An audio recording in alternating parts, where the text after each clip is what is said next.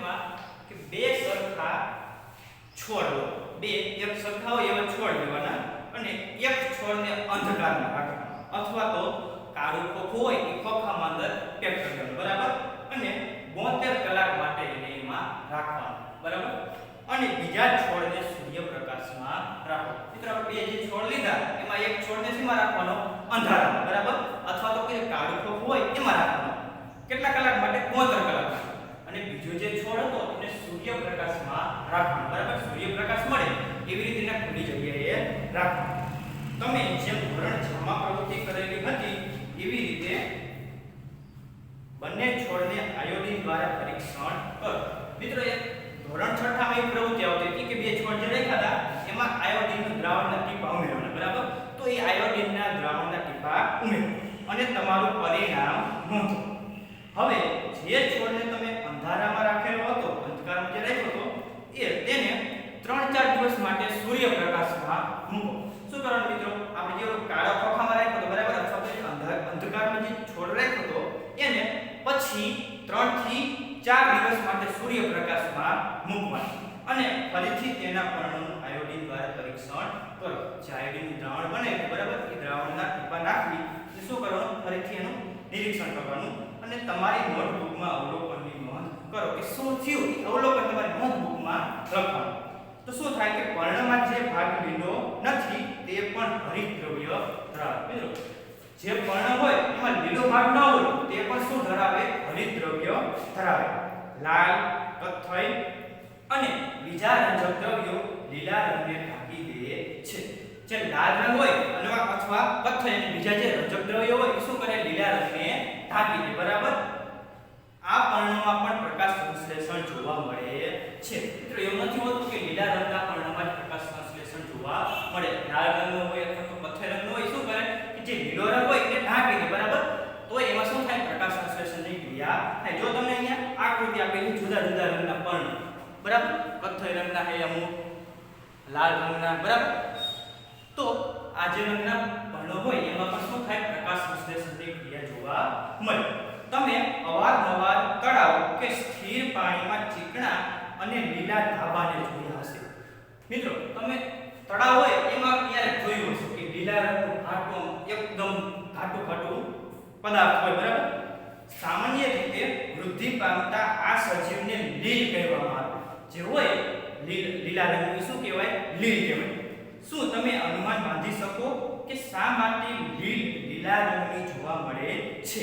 તો મિત્રો તે હરિતદ્રવ્ય ધરાવે, બરાબર, તેમને લીલો રંગ આપે છે. આ હરિતદ્રવ્ય હોય એના લીધે જ શું થાય?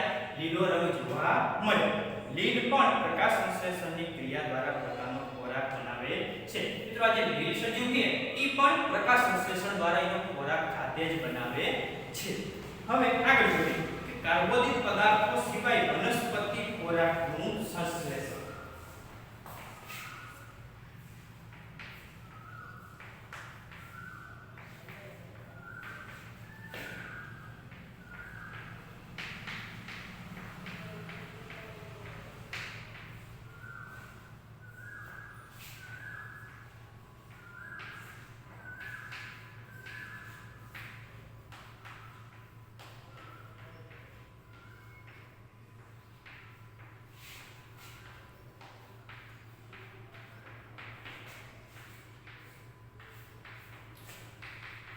તો એમાં જોઈએ કે તમે શીખ્યા કે વનસ્પતિ પ્રકાશ સંશ્લેષણની ક્રિયા દ્વારા કાર્બોદિત પદાર્થનું સંશ્લેષણ કરે છે. આ વનસ્પતિ છે પ્રકાશ સંશ્લેષણ દ્વારા જે ખોરાક બનાવે કે સ્વરૂપે થાય? કાર્બોદિત પદાર્થ સ્વરૂપે, બરાબર. કાર્બોદિત પદાર્થો કાર્બન, હાઇડ્રોજન અને ઓક્સિજનના બનેલા છે. મિત્રો પરીક્ષામાં પૂછાયો પ્રશ્ન છે કે કાર્બોદિત પદાર્થો એ શેના બનેલા હોય? તો કાર્બન, હાઇડ્રોજન અને ઓક્સિજનના.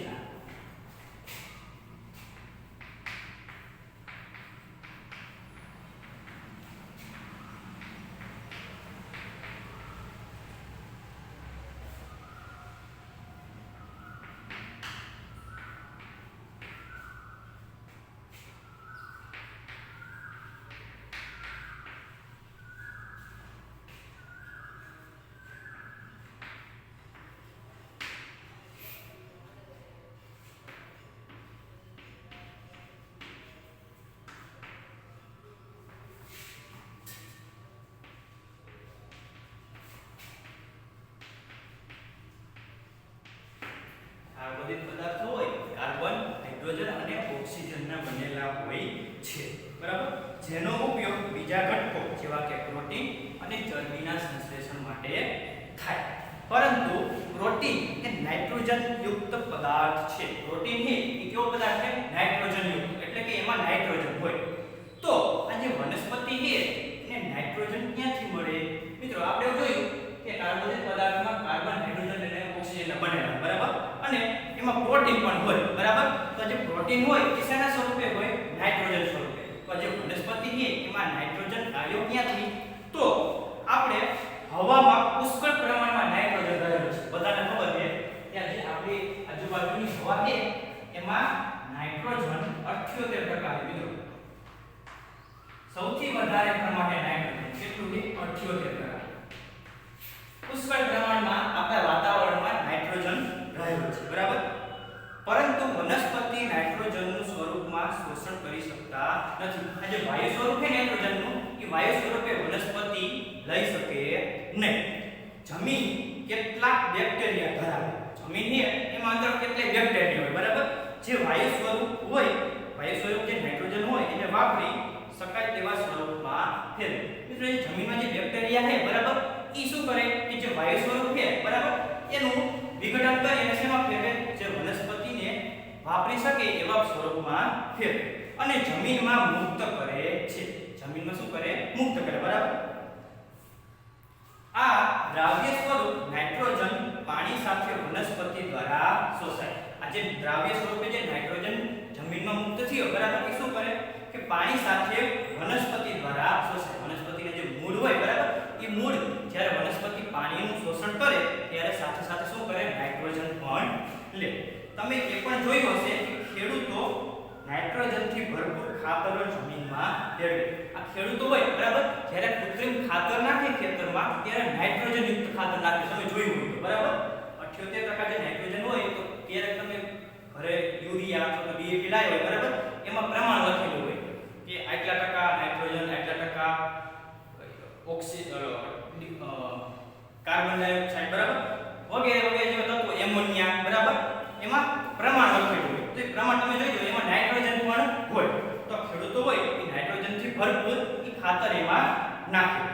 આવી રીતે વનસ્પતિ તેની નાઇટ્રોજન અને અન્ય ઘટકોની જરૂરિયાત પૂરી કરે. આમ વનસ્પતિ કાર્બોદિત સિવાયના અન્ય ઘટકો જેવા કે પ્રોટીન અને ચરબીનું સંશ્લેષણ કરી શકે છે. મિત્રો વનસ્પતિ ખાલી કાર્બોદિત પદાર્થનું સંશ્લેષણ ન કરે, એ સિવાય પ્રોટીન અને ચરબીનું પણ સંશ્લેષણ કરે. હવે આગળ જોઈએ કે વનસ્પતિમાં પોષણના અન્ય પ્રકાર.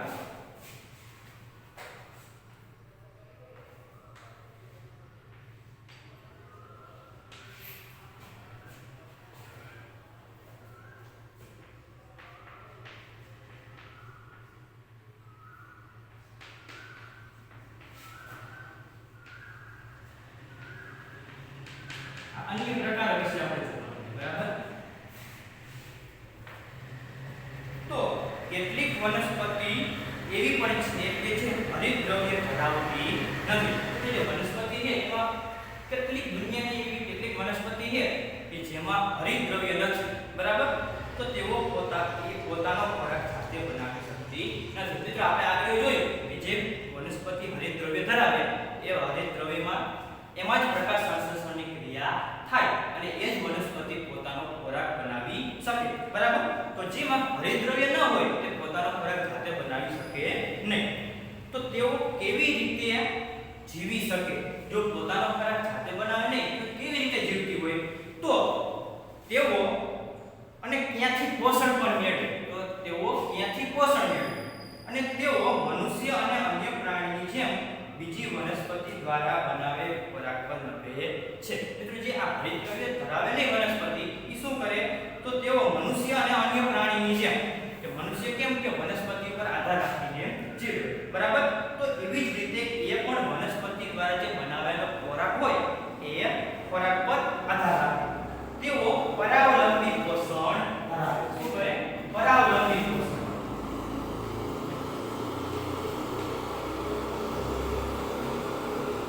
પરાવલંબી પોષણ એટલે શું? કે બીજા ઉપર આધાર રાખી અને જીવે, એને પરાવલંબી પોષણ કહેવાય, બરાબર.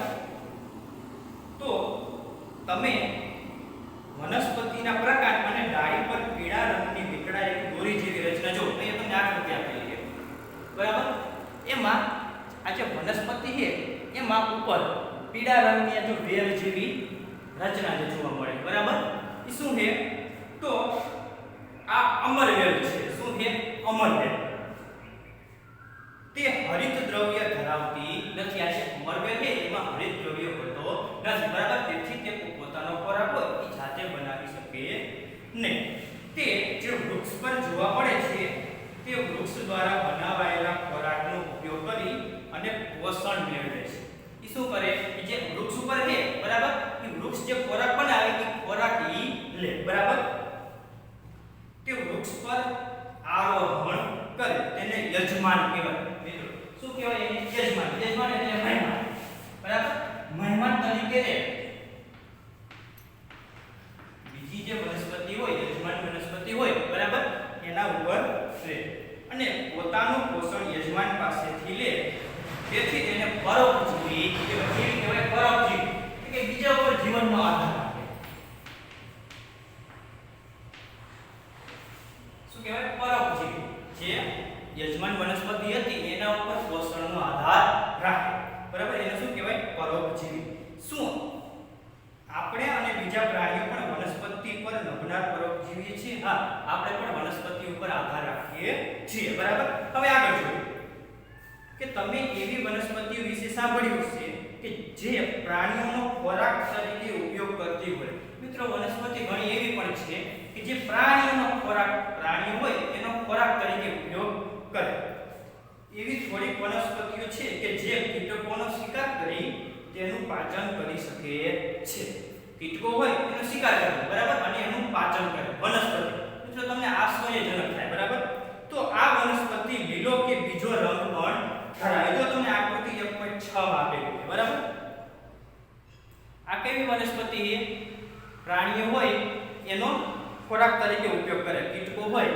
બરાબર એનો ખોરાક તરીકે ઉપયોગ કરે બરાબર પર્ણ એ કળશ જેવી રચનામાં ફેરવાયેલ છે આ જે પર્ણ છે કળશ જેવું જો આનું પર્ણ હોય કેવું હોય કળશ સ્વરૂપે ફેરવાયેલું પર્ણનો અગ્રભાગ ઢાંકણ જેવી રચના બનાવે છે જે પર્ણનો આગળનો ભાગ હોય કેવી રચના ધરાવે ઢાંકણ જેવી બરાબર જે કળશના મુખનો ભાગ ખોલી કે બંધ કરી શકે છે જે કળશ હતી બરાબર એનો ભાગ જે હોય આ ખુલ્લો ભાગ એ બંધ અથવા તો ખુલ્લો પણ કરી શકે કોણ આ ઢાંકણ કળશની અંદર વાડ જેવી રચના આવેલી હોય આ જે કળશ છે એની અંદર વાડ જેવી રચના આવેલી હોય બરાબર એ શું કરે કે કીટકને અંદર પ્રવેશે ત્યારે ઢાંકણ બંધ થાય છે કીટક જ્યારે અંદર પ્રવેશે કળશમાં ત્યારે શું થઈ જાય જે ઉપરનું ઢાંકણ એ શું થઈ જાય બંધ થઈ જાય અને કીટક વાડમાં ફસાઈ જાય જે કળશમાં જે વાડ હતા એ શું થાય એ વાડમાં જે કીટક બી હોય અંદર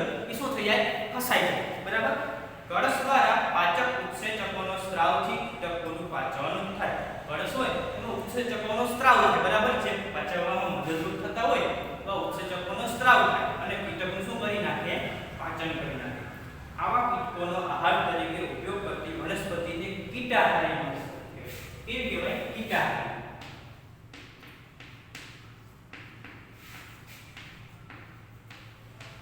કે જે કીટકોને ખાય બરાબર એટલે કેવી કહેવાય કીટાહારી વનસ્પતિ શું તે શક્ય છે કે આવી વનસ્પતિ જે જમીનમાં ઉગે છે તેમાંથી જરૂરી પોષક તત્વો નહીં મેળવતી હોય બરાબર શું છે કે આવી જે વનસ્પતિ હોય એ જમીનમાંથી પોષક તત્વો મેળવે હા એમાંથી પણ અમુક મેળવતી હોય બરાબર જો તમને આકૃતિ આપેલી જો કળશપર્ણની બરાબર આનું નામ છે કળશપર્ણ બરાબર આ વનસ્પતિનું નામ શું છે કળશપર્ણ આ કળશ છે આ ઢાંકણ બરાબર આ કળશમાં શું હોય વાડ જેવી રચના હોય શું કરે કે જ્યારે કીટક આ જે કળશમાં દાખલ થાય બરાબર અંદર પછી વાડ હોય એ વાડમાં ફસાઈ જાય પછી એને બહાર નીકળવા દે નહીં અને આ જે ઢાંકણ હોય એ શું થઈ જાય બંધ થઈ જાય પછી શું થાય કે કીટક જ્યારે અંદર ફસાઈ ગઈ પછી એમાંથી પાચક ઉત્સેચકોનો સ્ત્રાવ થાય જે કળશપર્ણ હોય બરાબર એને પાચવવામાં મદદરૂપ થાય એવા ઉત્સેચકો હોય ઉત્સેચકોનો સ્ત્રાવ થાય બરાબર પછી શું થાય કીટક હોય એને પચાવી